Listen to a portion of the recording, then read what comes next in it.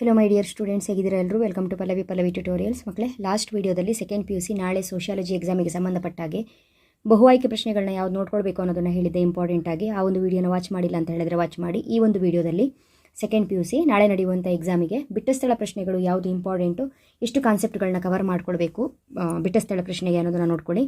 ಭಾರತದ ಪ್ರಾಚೀನ ಹೆಸರು ಭರತವರ್ಷ. ಪ್ರಬಲ ಜಾತಿ ಪರಿಕಲ್ಪನೆಯನ್ನು ಪರಿಚಯ ಮಾಡಿದವರು MN ಶ್ರೀನಿವಾಸ್. ಪ್ರಬಲ ಜಾತಿ ಪರಿಕಲ್ಪನೆಯನ್ನು ಪರಿಚಯ ಮಾಡಿದವರು MN ಶ್ರೀನಿವಾಸ್. ಮಹಿಳಾ ಸಬಲೀಕರಣದ ವರ್ಷ 2001. ಅಗೋಚರ ಮಾರುಕಟ್ಟೆಗೆ ಇರುವ ಇತರೆ ಹೆಸರು ಈಶಾಪ್. ಸ್ವಗೌರವ ಚಳುವಳಿಯನ್ನು ಪ್ರಾರಂಭಿಸಿದವರು EV ರಾಮಸ್ವಾಮಿ ನಾಯ್ಕರ್. ಭಾರತಕ್ಕೆ ಮೊದಲು ಬಂದ ಯುರೋಪಿಯನ್ನರು ಪೋರ್ಚುಗೀಸರು. ಕ್ಯಾಸ್ಟ್ ಇನ್ ಇಂಡಿಯಾ ಗ್ರಂಥದ ಕರ್ತೃ JH ಹಟ್ಟನ್. ಹರಿಜನ ಎಂಬ ಪದವನ್ನು ಪರಿಚಯ ಮಾಡಿದವರು ನರಸಿಂಹ ಮೆಹ್ತಾ. ಸಮೂಹ ಮಾಧ್ಯಮವನ್ನು ಸಾಮಾಜಿಕ ಬಂಡವಾಳ ಎಂದವರು ರಾಬರ್ಟ್ ಪುಟ್ನಮ್.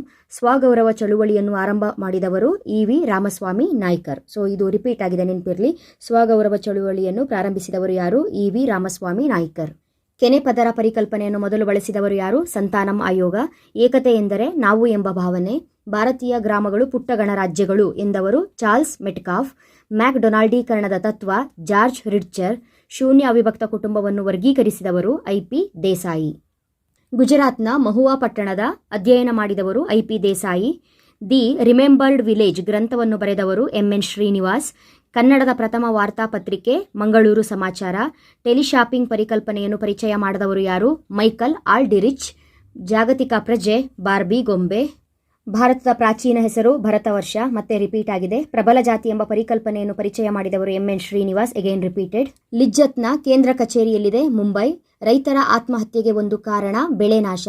ಕನ್ನಡದ ಮೊದಲ ದಿನಪತ್ರಿಕೆ ಮಂಗಳೂರು ಸಮಾಚಾರ, ರಿಪೀಟೆಡ್. ಗುಜರಾತ್ನ ಮಹುವಾ ಪಟ್ಟಣದ ಅಧ್ಯಯನ ಮಾಡಿದವರು IP ದೇಸಾಯಿ, ರಿಪೀಟ್ ಆಗಿದೆ. ರಿಮೆಂಬರ್ಡ್ ವಿಲೇಜ್ ಗ್ರಂಥವನ್ನು ಬರೆದವರು ಯಾರು? MN ಶ್ರೀನಿವಾಸ್, ಇದು ಕೂಡ ರಿಪೀಟೆಡ್. ಕನ್ನಡದ ಪ್ರಥಮ ವಾರ್ತಾಪತ್ರಿಕೆ ಮಂಗಳೂರು ಸಮಾಚಾರ, ರಿಪೀಟೆಡ್. ಟೆಲಿಶಾಪಿಂಗ್ ಪರಿಕಲ್ಪನೆಯನ್ನು ಪರಿಚಯ ಮಾಡಿದವರು ಮೈಕಲ್ ಆಲ್ಡ್ರಿಚ್, ರಿಪೀಟ್ ಆಗಿದೆ. SNDP ಸಂಘಟನೆಯನ್ನು ಪ್ರಾರಂಭಿಸಿದವರು ಯಾರು? ಶ್ರೀನಾರಾಯಣ ಗುರು. SNDP ಸಂಘಟನೆಯನ್ನು ಪ್ರಾರಂಭಿಸಿದವರು ಶ್ರೀನಾರಾಯಣ ಗುರು. ನೆಕ್ಸ್ಟು, ಭಾರತದ ಪ್ರಾಚೀನ ಹೆಸರು ಎಗೇನ್ ಮತ್ತೆ ರಿಪೀಟ್ ಆಗಿದೆ, ಭರತವರ್ಷ.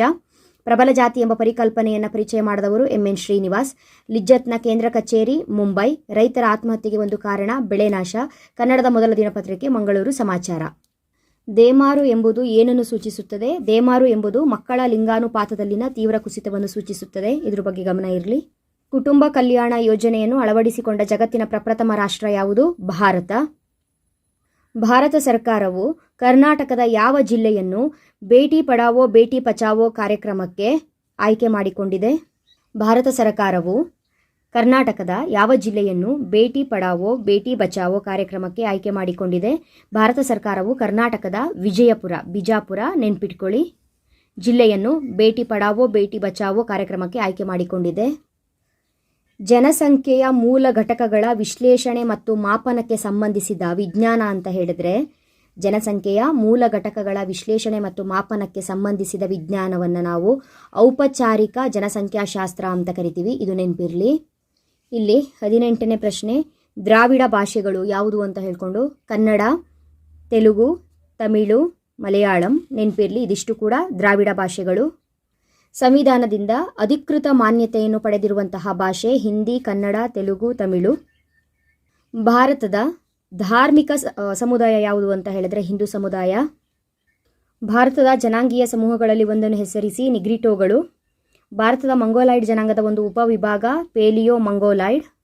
ಭಾರತದ ಅತ್ಯಂತ ಪ್ರಾಚೀನ ನಾಗರಿಕತೆ ಯಾವುದು? ಸಿಂಧೂ ಕಣಿವೆಯ ನಾಗರಿಕತೆ. ಕೌಟಿಲ್ಯನು ಅರ್ಥಶಾಸ್ತ್ರ ಎಂಬ ಕೃತಿಯನ್ನು ರಚಿಸಿದನು. ಕೌಟಿಲ್ಯ ರಚಿಸಿದ ಕೃತಿ ಯಾವುದು? ಅರ್ಥಶಾಸ್ತ್ರ. ಭಾರತದ 2 ಮಹಾಕಾವ್ಯ ರಾಮಾಯಣ ಮತ್ತು ಮಹಾಭಾರತ.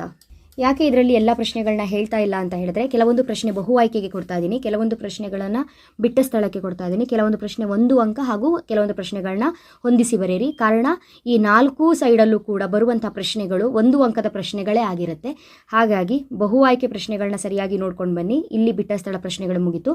ಮುಂದಿನ ವಿಡಿಯೋದಲ್ಲಿ ಹೊಂದಿಸಿ ಬರೆಯಿರಿ ಇಂಪಾರ್ಟೆಂಟ್ ಪ್ರಶ್ನೆಗಳು ಯಾವುದು ಅನ್ನೋದನ್ನು ಹೇಳ್ತೀನಿ. ಅಲ್ಲಿವರೆಗೂ ಚೆನ್ನಾಗಿ ಓದ್ಕೊಳ್ಳಿ. Thank you. All the best.